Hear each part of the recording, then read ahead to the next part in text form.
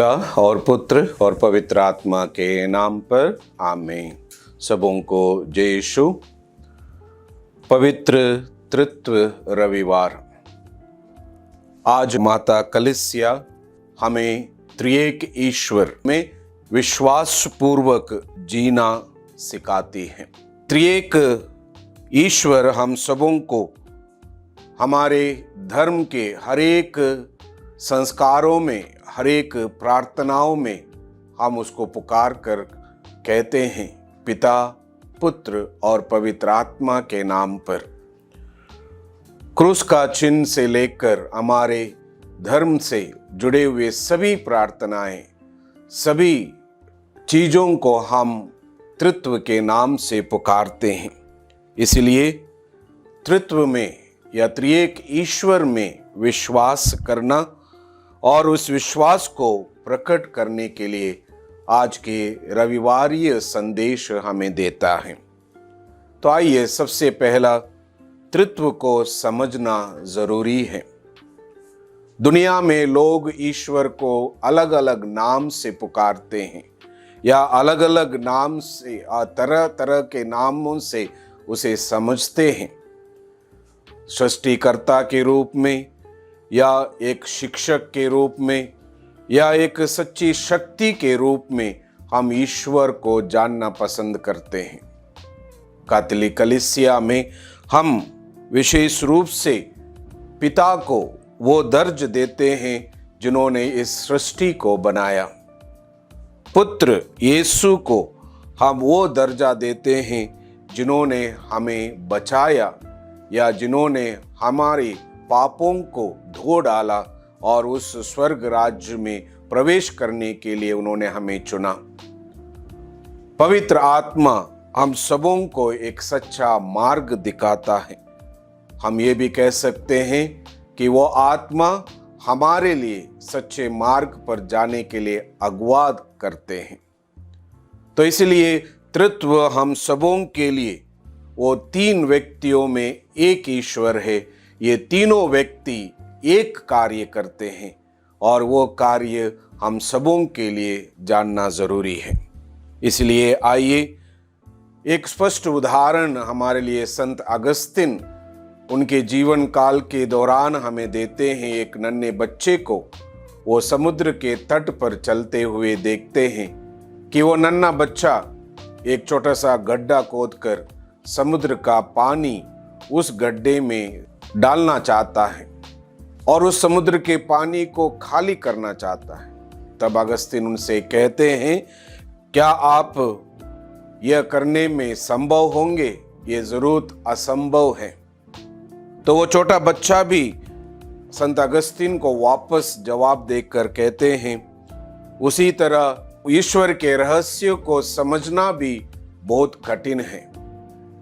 शायद हम इस महान रहस्य त्रिएक ईश्वर का रहस्य को समझना हमारे लिए भी कठिन है, लेकिन हम विश्वास के साथ यह समझ सकते हैं कि वो तीन जन हमारे ईश्वर हैं और हमारे लिए सच्चा मार्गदर्शन देते हैं। पुराने विधान में त्रिएक ईश्वर की उपस्थिति को हम बहुत जगह पाते हैं। उदाहरण के लिए उत्पत्ति ग्रंथ अध्याय 1 पद संख्या 26 में हम सुनते हैं, ईश्वर कहते हैं, हम मनुष्य को अपना प्रतिरूप बनाएं। और यहाँ पर हम का मतलब है वो त्रिएक ईश्वर, पिता, पुत्र और आत्मा मिलकर हम सबों की उन्होंने रचना की है। हम इसी को उत्पत्ति ग्रंथ अध्याय 18 पद संख्या 2 में भी इस घटना को पाते हैं, जहां पर इब्राहिम के घर में 3 मेहमान लोग, 3 व्यक्ति लोग उनके घर में आते हैं और उन 3 व्यक्तियों को खास करके त्रिएक ईश्वर का दर्ज देखकर इब्राहिम उनको दंडवत करते हैं। नए विधान में भी हम देखते हैं कि किस प्रकार संत मत्ती अध्याय 3 पद संख्या 16 से 17 तक यह बातें कहते हैं, किस प्रकार प्रभु के बपतिस्मा के समय आकाश खुल जाता है, कबूतर या कपोत के रूप में उनके ऊपर आके ठहर जाता है और स्वर्ग से एक वाणी सुनाई देती है। यह भी एक घटना उस त्रिएक ईश्वर से जुड़ा हुआ है। हम इसे और संत लूकस के सुसमाचार अध्याय 1 पद संख्या 26 से 28 तक भी हम पढ़ते हैं कि किस प्रकार प्रभु यीशु का जन्म उस पिता ईश्वर के संदेश से जुड़कर मां मरियम तक पहुंचता है और पवित्र आत्मा से वो गर्भवती होती है। संत योहन के सुसमाचार अध्याय 15 से 17 तक हम जब पढ़ते हैं, यहाँ पर भी उस त्रिएक ईश्वर की एक झलक प्रभु यीशु हमें देते हैं और कहते हैं कि जैसे मैं पिता में हूं, पिता मुझ में है, इस रहस्य को भी प्रकट रूप से हमारा वचन हमारे समक्ष रखता है। आइए क्रिस्त में प्यारे भाइयों और बहनों, पवित्र तृत्व का पर्व हम उसी रहस्य से हम मनाएं कि हमारे अंदर एक दृढ़ विश्वास बना रहे, क्योंकि यीशु का संदेश हम सबों के लिए यही है कि पुनरुत्थान के बाद प्रभु यीशु अपने शिष्यों को बताते हैं कि तुम जाओ, पिता, पुत्र और पवित्र आत्मा के नाम पर सबों को बपतिस्मा दो।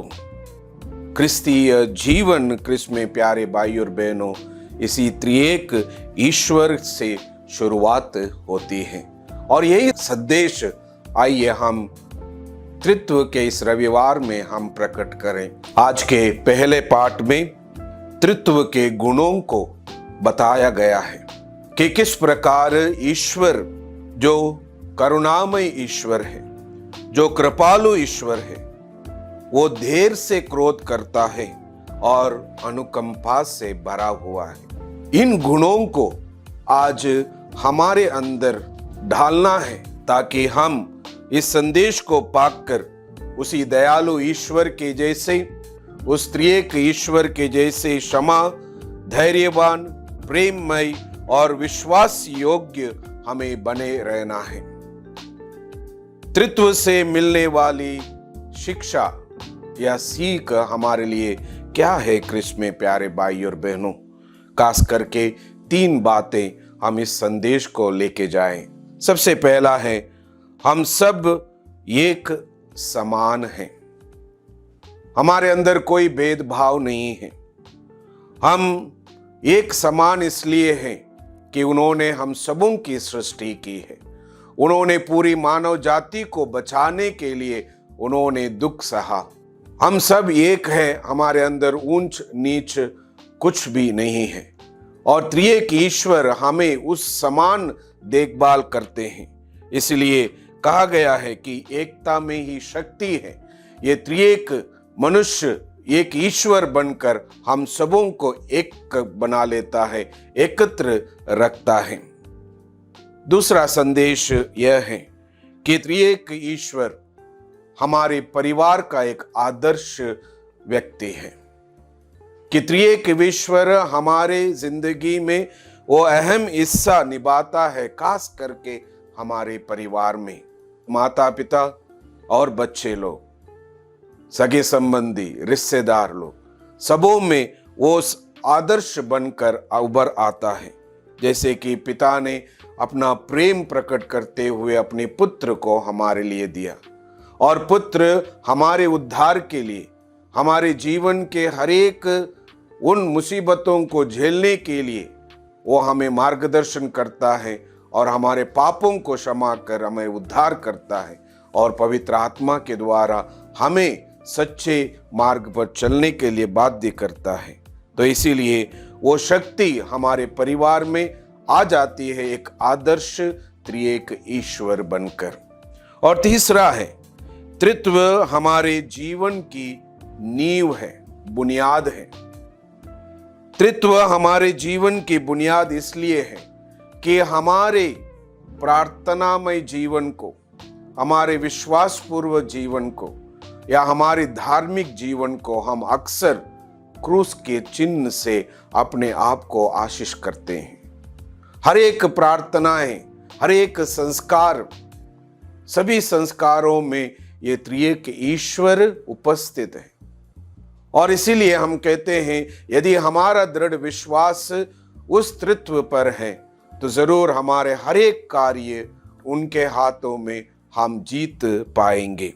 इसलिए सारे संस्कार हो, सारी प्रार्थनाएं हो, चाहे हम सुख का जीवन, दुख का जीवन या हम परेशानी का जीवन बिताते हैं, यदि हम उस त्रिएक ईश्वर का नाम लेकर हम आगे बढ़ते हैं, जरूर वह त्रिएक ईश्वर हमारे लिए एक नई शक्ति, एक नई बल प्रदान करेंगे। इसलिए तृत्व हमारे हर एक विश्वासियों का एक दृढ़ नींव है या दृढ़ चट्टान है। तो आइए इस रविवार में हम अपने आप को प्रभु में समर्पित करें कि हम अपने आप में, हम एक दूसरों में, हमारे पड़ोसियों में, हमारे विश्वासी गणों में एक समान पाए कि त्रिएक ईश्वर की कृपा पाकर हम भी एक दूसरों का अलग ना करें, बल्कि एक ही ईश्वर को हम माने। दृढ़ विश्वास हमारे हृदयों में बनाए रखें ताकि हमारा हृदय में वही आशा, वही साहस, वही शक्ति और वही शक्ति का स्रोत प्रवाह हो सके, ताकि हम एक नई विश्वास जगा सके। माता पिता, बच्चे और सभी रिश्तेदार लोग वही प्रेम और एकता में जुटे रहें, क्योंकि त्रिएक ईश्वर का यह रहस्य हम अधिक गहराई से समझ सके। तो आइए, परमेश्वर ने हमारे लिए एक नया जन्म दिया है, पेंतेकोस्त के समय हमारे ऊपर अपनी आत्मा को बरसाया है।